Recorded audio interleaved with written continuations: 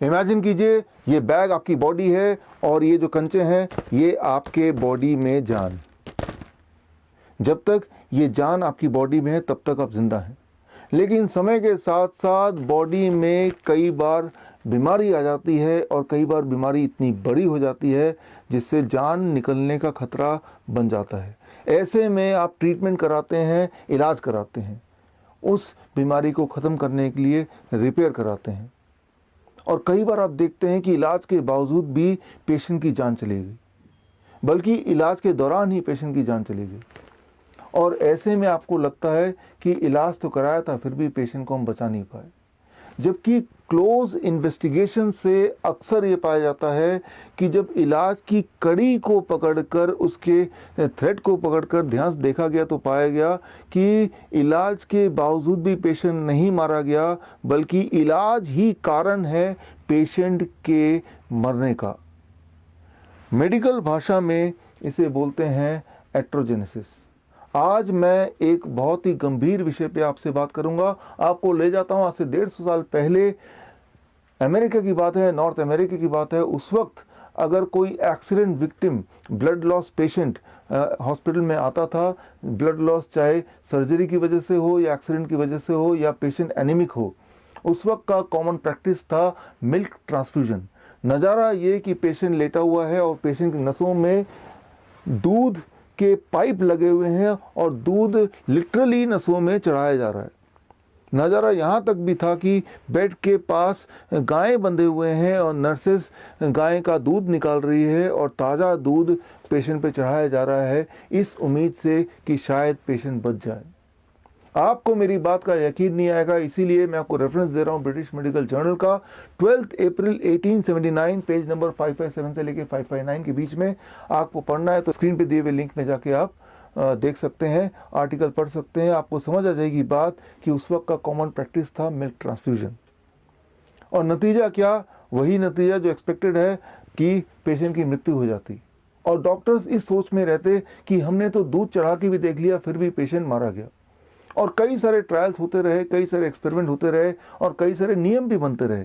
एक वियर्ड नियम ये भी था कि अगर वो लड़का है विक्टिम पेशेंट तो गाय या भैंस का दूध चढ़ाया जाएगा, और लड़की है या बच्चा है तो बकरी का दूध। या एक ट्रायल का नतीजा ये भी था कि अगर 1 लीटर दूध चढ़ाया गया तो जल्दी मौत होती है, या आधे लीटर से कम दूध अगर चढ़ाया जाए तो जिंदगी थोड़ी देर तक रहती है। और फाइनली उन्होंने कंक्लूड किया कि आधे लीटर से कम दूध चढ़ाना ही ठीक रहेगा।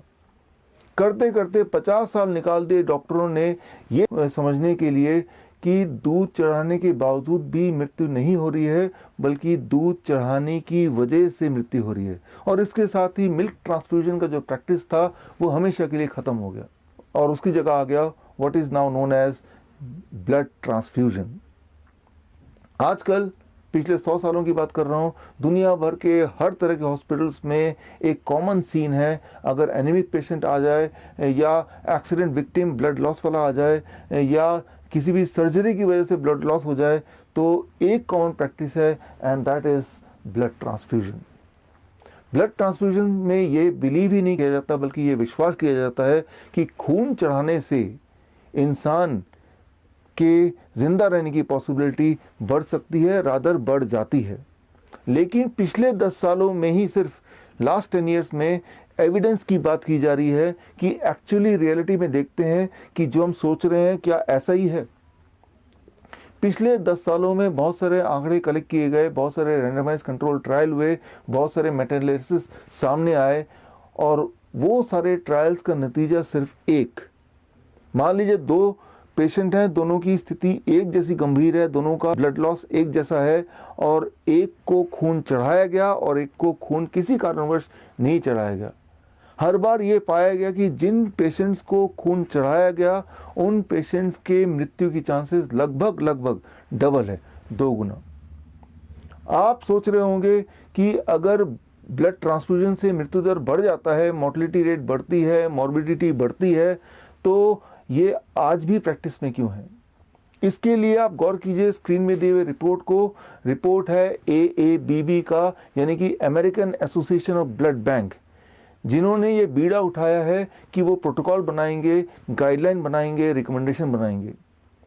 उनके रिकमेंडेशन देखिए, 4 रिकमेंडेशन स्क्रीन पे हैं। इनमें से रिकमेंडेशन 2, 3, 4 की बात करते हैं।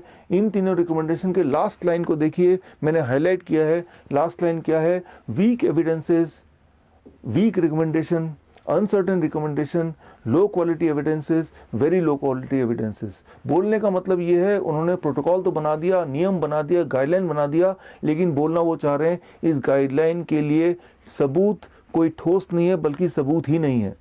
सिर्फ रिकमेंडेशन 1 के नीचे लास्ट लाइन पे लिखा है स्ट्रॉन्ग रिकमेंडेशन, स्ट्रॉन्ग एविडेंसेस। और रिकमेंडेशन 1 क्या है? वो सिर्फ इतना है कि अगर 2 तरह के पेशेंट को कंपेयर करते हैं, एक पेशेंट वो जिसका HB 8 है, दूसरा पेशेंट वो जिसका 10 है, दोनों में से किसको ब्लड ट्रांसफ्यूजन करने से फिर भी कंपैरेटिवली जिंदा रहने की पॉसिबिलिटी ज़्यादा है।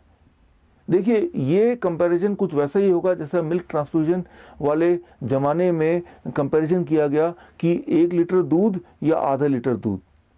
जबकि सच्चाई तो ये है कि अगर कंपैरिजन करना ही है तो blood transfusion versus no blood transfusion. और इस तरह के ट्रायल्स तो पिछले 10 साल में ही हुए, और हर ट्रायल का नतीजा बिल्कुल साफ कि ब्लड ट्रांसफ्यूजन से मृत्यु होती है। यहाँ एक बात आपको समझना होगा, चाहे वो ब्लड ट्रांसफ्यूजन हो, चाहे वो मिल्क ट्रांसफ्यूजन हो, जब भी कोई भी लिक्विड, वो लिक्विड खून हो सकता है, वो लिक्विड दूध हो सकता है, वो लिक्विड इवन सलाइन हो सकता है, जब भी कोई भी लिक्विड नसों के माध्यम से आपके बॉडी के अंदर जाता है, तब उस वक्त आपके बॉडी में कुछ हलचल होती है। पहली बात जिसे कहते हैं मेडिकल भाषा में ट्राली। ट्राली मतलब transfusion related acute lungs injury, यानी कि लंग्स पर दबाव पड़ता है, लंग्स काम करना बंद कर देती है, इंसान की मृत्यु हो जाती है।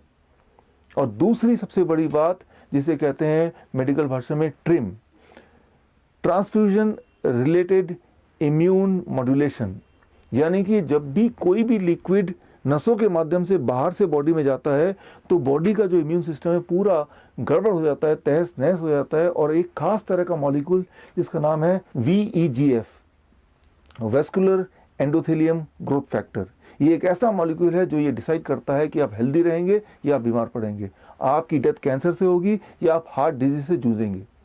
ये जो मॉलिक्यूल है ये पूरी तरह डिस्ट्रॉय कर देता है जब भी कोई भी लिक्विड आपके बॉडी में ट्रांसफ्यूज होता है थ्रू द ब्लड वेसल्स। सो ये इस थ्योरी को अगर आप समझना चाहते हैं तो आप मेरे YouTube चैनल में जाके आप एक वीडियो देखिए। वीडियो का नाम है क्योर फॉर ऑल डिजीज। तो आपको पता चल जाएगा कि VEGF का सिग्निफिकेंस क्या है। बल्कि पिछले साल का जो नोबेल प्राइज विनिंग साइंस था वो भी इसी पे आधारित था।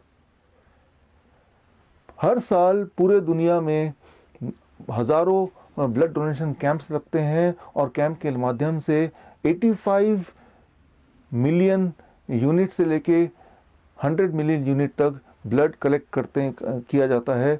लगभग 10 ओलंपिक साइज के स्विमिंग पूल के बराबर अमाउंट का, मतलब 10 ओलंपिक साइज के स्विमिंग पूल को अगर ब्लड से भर दें तो जितना खून होगा इतना खून डोनेशन के नाम से, ब्लड डोनेशन के नाम पे कलेक्ट किया जाता है। बड़े बड़े संस्थान, Lions club, rotary club, school के बड़े बड़े सोसाइटी आए दिन ब्लड डोनेशन कैंप लगाते हैं इस उम्मीद से कि शायद इससे कोई हम पुण्य कमा लें। उनके दिमाग में यह है कि ब्लड डोनेशन रक्तदान जीवन दान है। दरअसल रक्तदान जीवन दान नहीं है, रक्तदान मृत्युदान है। लेकिन मुझे पता है कि ये सच्चाई एविडेंस के तौर पे प्रूव होने के बाद भी ये जो वेस्टर्न मेडिसिन है, मॉडर्न मेडिसिन है, इस सच्चाई को आम जनता तक या इस सच्चाई को इम्प्लीमेंट नहीं होने देगी। क्योंकि अगर ये सच्चाई आम जनता तक पहुंच गई तो आम जनता का, ह्यूमैनिटी का वेस्टर्न मेडिसिन पे विश्वास, फेथ हमेशा के लिए ख़त्म हो जाएगा। अगर आप रियल मायने में पुण्य कमाना चाहते हैं तो सिर्फ एक काम मुझे लगता है हमें करना चाहिए, सच्चाई उन लोगों तक पहुंचाना चाहिए जिनको इनकी सबसे ज़्यादा ज़रूरत है। इस वीडियो के माध्यम से मैं आपको बताना चाहूँगा 7 अप्रैल 2020 यानी कि वर्ल्ड हेल्थ डे पे मैं अपनी किताब लॉन्च कर रहा हूँ। किताब का नाम है किल्ड बाय ब्लड डोनेशन। ये किताब की लॉन्चिंग एक प्रेस कॉन्फ्रेंस के माध्यम से होगी दिल्ली प्रेस क्लब में 7 अप्रैल को।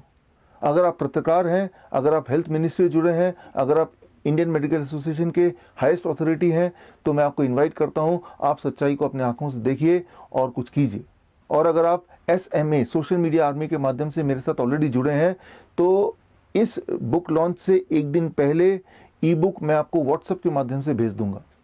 और अगर आप SMA के माध्यम से मुझ तक अब तक नहीं जुड़े हैं, तो आप 2 स्टेप्स में मुझ तक जुड़ सकते हैं। स्टेप 1, स्क्रीन पे दिए हुए नंबर को अपने मोबाइल पे सेव कीजिए। स्टेप 2, अपने मोबाइल से व्हाट्सएप कीजिए मुझे SMA। मैं समझ जाऊंगा कि आप मुझसे जुड़ना चाहते हैं, मैं समझ जाऊंगा आप मेरी मदद करना चाहते हैं सच्चाई को लोगों तक पहुंचाने के लिए। तो मैं आपको भी 7 अप्रैल से पहले ये बुक व्हाट्सएप से ई बुक मैं आपको भेज दूंगा। और यही नहीं, टाइम टू टाइम ऐसे एविडेंस बेस्ड वीडियो मैं आपको भेजूंगा जो किसी की जान बचा सकता है। मैं ये उम्मीद करता हूं कि आप इन सच्चाइयों को लोगों तक पहुंचाएंगे और किसी दिन हम जरूर मिलेंगे in person. This is doctor Vishwaroop Roy Chowdhury. All the best. Thank you. जय हिंद।